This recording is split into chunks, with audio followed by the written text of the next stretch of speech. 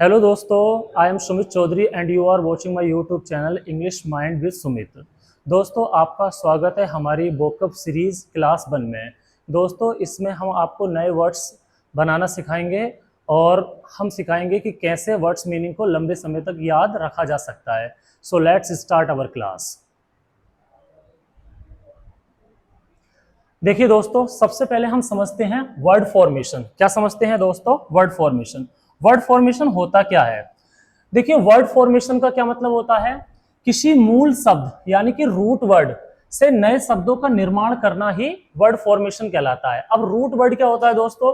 तो root word वह शब्द होता है जिसको हम छोटे पार्ट में तोड़ नहीं सकते और जिसका एक स्वतंत्र मतलब मीनिंग होता है और जिसमें हम सफिक्स या प्रीफिक्स जोड़कर नए वर्ड बनाते हैं। ठीक है दोस्तों, तो वर्ड फॉर्मेशन का एक एग्जांपल देके हम समझाएंगे यहाँ पे। जैसे हमने एग्जांपल लिया एक्ट। क्या एग्जांपल लिया हमने? एक शब्द लिया हमने एक्ट।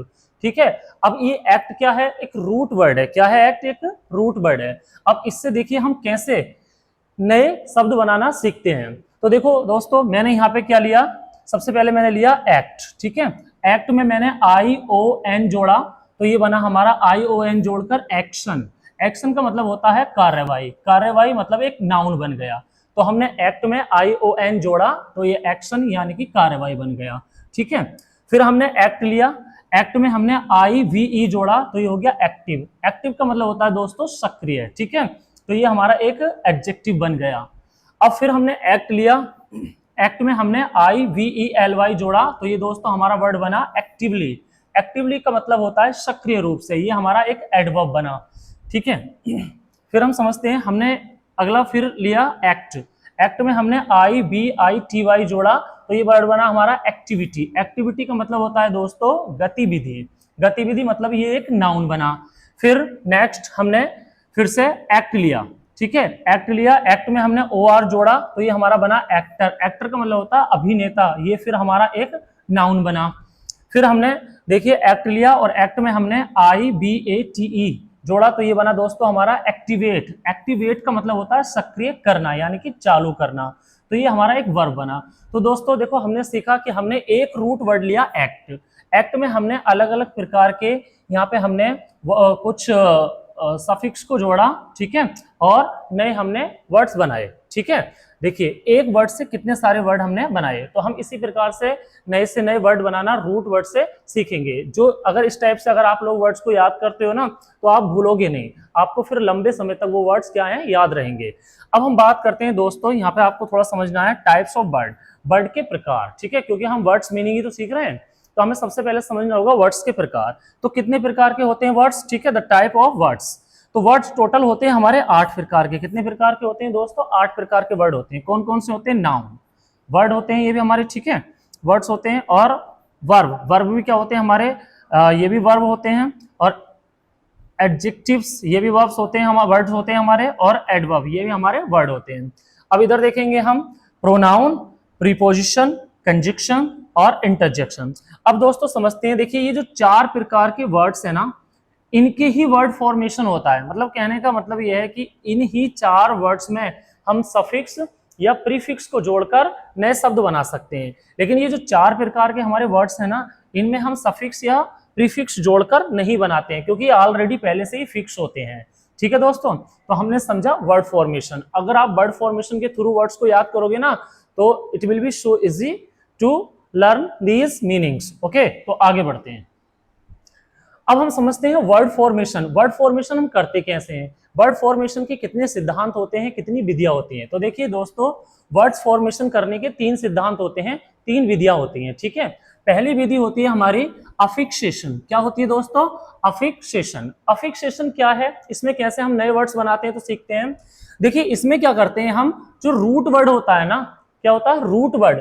रूट वर्ड में प्रीफिक्स या सफिक्स जोड़कर नए शब्द बनाए जाते हैं। ठीक है, अब प्रीफिक्स क्या होते हैं? ये प्रीफिक्स जो किसी भी रूट वर्ड में जो भी हम पहले जोड़ते हैं उसको हम प्रीफिक्स कहते हैं। और किसी रूट वर्ड में जब हम बाद में जोड़कर नया शब्द बनाते हैं तो उसको हम सफिक्स कहते हैं। मतलब जो बाद में जोड़ते हैं उनको सफिक्स और जो पहले जोड़ते हैं उनको प्रीफिक्स कहते हैं। ठीक है, अब हम सीखेंगे एग्जाम्पल से। देखिए मैंने यहाँ एग्जाम्पल लिया। पहले मैंने एक लिया अन। अन क्या है? हमारा ये प्रीफिक्स है। और फिर लिया मैंने एक हैप्पी, ये हमारा रूट वर्ड है, ठीक है। अन प्लस हैप्पी, ये हो गया अनहैप्पी। अन का मतलब निगेटिव सेंस देता है ये, इसका मतलब हो गया, इसने इसका मतलब उल्टा कर दिया। हैप्पी का मतलब खुश और अनहैप्पी का मतलब नाखुश, मतलब दुखी आप इसको कह सकते हो, ठीक है। तो इससे क्या हुआ, हमारा अन लगाने से नया वर्ड एक बन गया।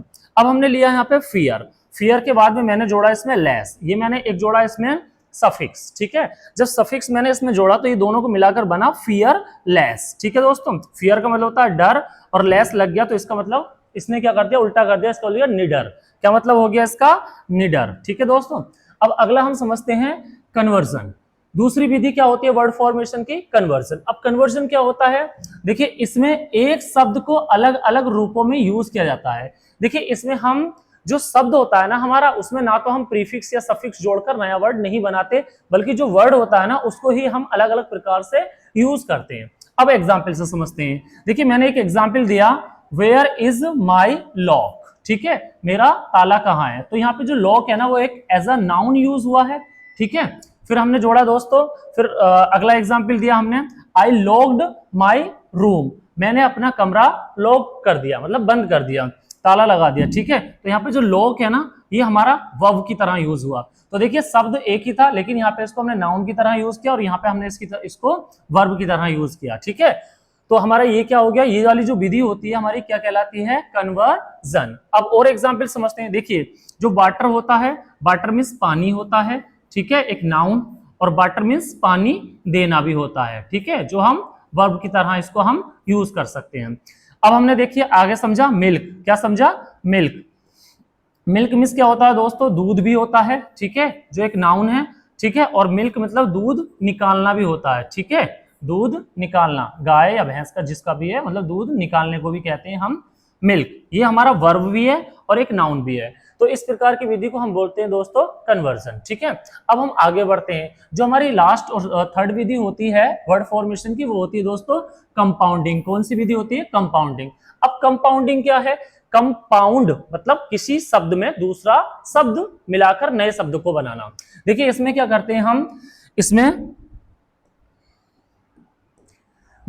हम एक शब्द में दूसरा शब्द जोड़कर नया शब्द बनाया जाता है। इसमें हम क्या करते हैं, एक शब्द होता है रूट वर्ड मान लीजिए, ठीक है, उसमें हम दूसरा शब्द जोड़ते हैं और एक नया वर्ड बन जाता है। एग्जाम्पल के लिए हम समझेंगे, देखिए मैंने यहां दिया atom plus bomb. Atom bomb दोनों अलग अलग, ये हमारे क्या है, एक वर्ड है। अब इन दोनों को हमने आपस में मिलाया तो ये बन गया एटम बॉम्ब। ये दोनों को मिलाकर एक नया शब्द बन गया।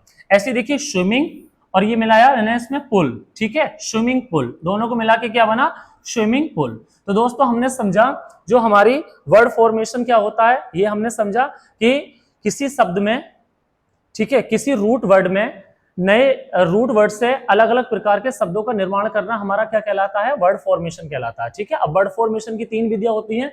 एक तो होती है अफिक्शन, ठीक है, इसमें क्या होता है, प्रीफिक्स यानी कि पहले कुछ लगाएंगे तब नया वर्ड बन जाएगा, सफिक्स यानी कि बाद में कुछ लगाएंगे तो नया वर्ड बन जाएगा, ठीक है। एग्जाम्पल से समझिए। कन्वर्जन में क्या होता है, एक ही शब्द को हम कई प्रकार से यूज कर लेते हैं, उसको हम बोलते हैं कन्वर्जन। और कंपाउंड क्या होता है, कंपाउंडिंग, इसमें क्या होता है, दो शब्दों को जोड़कर नया शब्द बनाया जाता है, ठीक है दोस्तों। अब हम क्या करेंगे, रूट वर्ड से नए शब्द बनाना सीखेंगे, ठीक है। एग्जाम्पल से आपको समझाया जाएगा। देखिए मैंने यहाँ कुछ एग्जाम्पल लिए हैं। आज हम क्या, हमने एक वर्ड लिया है रूट वर्ड, जो है हमारा कल्चर। क्या है, कल्चर। कल्चर हमने रूट वर्ड लिया है और इससे हम बहुत सारे वर्ड बनाना सीखेंगे। तो देखिए कल्चर, अगर हम हिस्ट्री की बात करें तो हिस्ट्री में कल्चर का मतलब होता है, जो कहते हैं कि हमारा कल्चर, जो हमारी सभ्यता या हमारा रीति रिवाज से रिलेटिव इसका वर्ड होता है। लेकिन यहाँ पे इसका सेंस अलग है, इसका सेंस है उगाना, ठीक है, कल्चर का, या पालना, ठीक है, उगाना या पालना। पालने के लिए हम यूज करते हैं रेयर, रेयरिंग यानी कि, और उगाने के लिए हम ग्रोइंग का यूज करेंगे यहाँ पे, ठीक है। अब हम कुछ वर्ड्स को समझेंगे, ठीक है। देखिए पहला मैंने वर्ड लिया एपीकल्चर। क्या है ये, एपीकल्चर। तो देखिए जहां पर भी एपी मिले दोस्तों समझ जाना कि एपी का मतलब बीज, यानी कि मधुमक्खियों से बात हो रही है, और कल्चर यानी कि इनको पालना। तो एपीकल्चर का मतलब होता है रेयरिंग ऑफ बीज, यानी कि मधुमक्खियों को पालना। तो मधुमक्खी पालन को हम क्या कहते हैं, मधुमक्खी पालन को हम कहते हैं एपीकल्चर, ठीक है। एपी का मतलब समझ जाना कि मधुमक्खी से बात हो रही है, और कल्चर का मतलब यहाँ पे पालने से है। देखिए जो एनिमल्स होंगे उनके लिए हम पालना यूज करेंगे, और जितने भी प्लांट्स होंगे हमारे उनको हम ग्रो करना यानी कि उगाना यूज करेंगे उनके लिए, ठीक है। दूसरा हमारा है एबीकल्चर।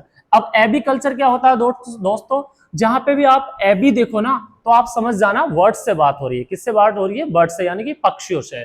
तो एबीकल्चर, एबीकल्चर का मतलब होता है रियरिंग ऑफ बर्ड्स, यानी कि पक्षियों का पालन करना, ठीक है, पक्षियों को पालना। अगला वर्ड लिया हमने विटीकल्चर, ठीक है। विटीकल्चर क्या होता है? देखिए जहां पर भी विटी शब्द आए ना तो आप समझ जाना वहां पे ग्रेप्स यानी कि अंगूर से बात हो रही है। और विटीकल्चर का मतलब होता है ग्रोइंग ऑफ ग्रेप्स, ठीक है, अंगूरों की खेती करना। और ये बहुत इंपॉर्टेंट है क्योंकि अंगूरों की खेती को हम बहुत ही बड़े पैमाने पे करते हैं, ठीक है। और अगला वर्ड है हमारा फ्लोरिकल्चर। क्या है? फ्लोरी। जहां पे भी आप फ्लोरी देखो तो दोस्तों समझ जाना हम फूलों की बात कर रहे हैं। किससे रिलेटिव हमारी बात हो रही है? फूलों से। तो जहां पे फ्लोरी आए और कल्चर, फ्लोरिकल्चर मतलब ग्रोइंग ऑफ फ्लावर्स यानी कि फूलों की खेती करना, ठीक है, फूलों को उगाने की बात हो रही है। अब हमारा आता है नेक्स्ट वर्ड अर्बोरिकल्चर, ठीक है, अर्बोरिकल्चर। अर्बोरी का मतलब होता है दोस्तों, जहां पे भी ये देखो तो आप समझ जाना ट्रीज और श्रब्स की बात हो रही है। श्रब्स मतलब पेड़ पौधों को, जो पेड़ पौधों की खेती होती है या श्रब्स की जो खेती होती है उसको हम क्या बोलते हैं? अर्बोरिकल्चर, ठीक है, प्लांट्स की खेती करना।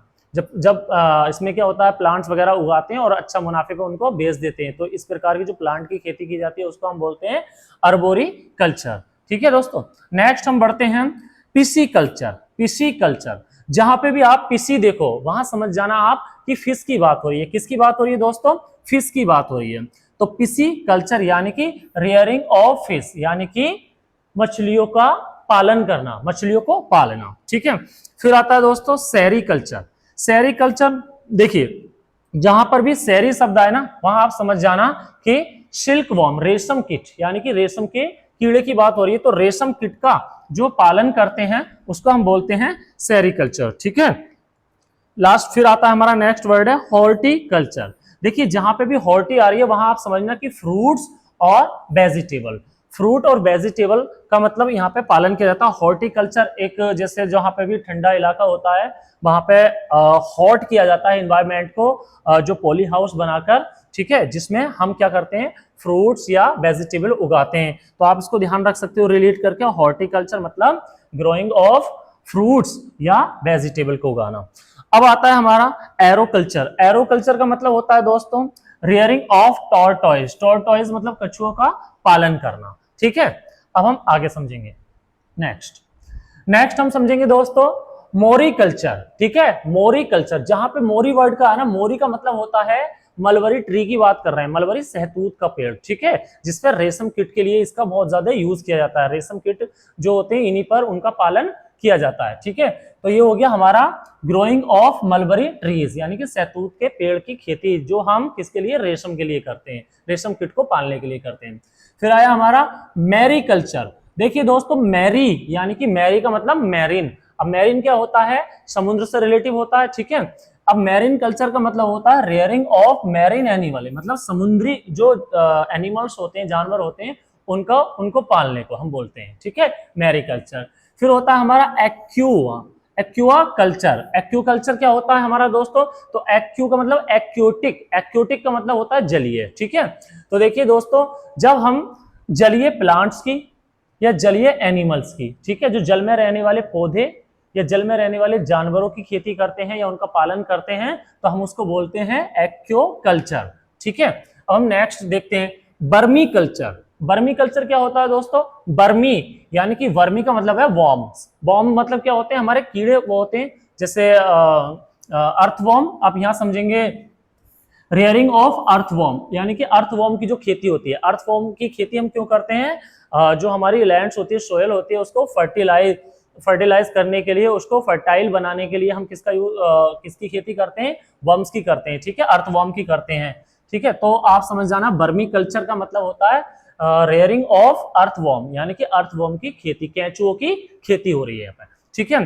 फिर आता है हमारा ऑलरी कल्चर। ऑलरी कल्चर से मतलब होता है दोस्तों कि देखिए यहाँ पे हम क्या करते हैं, ऑलरी और ये वेजिटेबल और जो वेजिटेबल्स की खेती करते हैं, और वेजिटेबल्स भी इसमें कौन सी आती हैं, जो बेल होती हैं, ठीक है, लता होती हैं, जो बेल होती हैं, जो नीचे स्प्रेड करती हैं ग्राउंड पर फैलती हैं, जैसे लौकी की हुई, बहुत सारी हो सकती हैं, ठीक है, जो नीचे स्प्रेड नीचे फैलती हैं, उनको हम क्या बोलते हैं, ऑरिकल्चर, ठीक है, ऑरिकल्चर। फिर लास्ट में आता है हमारा एनिमल हस्बेंड्री। एनिमल हस्बेंड्री क्या होता है दोस्तों, एनिमल हस्बेंड्री यानी कि rearing of live stock. Live stock का मतलब होता है मवेशी, मवेशी मतलब गाय भैंस बकरी, इस टाइप से इनकी खेती करने को, सॉरी इनके पालने को क्या कहते हैं हम, एनिमल हस्बेंड्री। एनिमल हस्बेंड्री जिसमें हम मवेशियों को पालते हैं, ठीक है दोस्तों। तो आई होप आपकी समझ में आया होगा, और आप इन सब का नोट्स बना लें, ठीक है, और आपको इस टाइप से याद कराएंगे, आपको रूट वर्ड लेके, और इनको याद करना बहुत इजी होता है, और इनको हम लंबे समय तक याद रख सकते हैं, ठीक है दोस्तों। तो thank you so much, it's enough for today.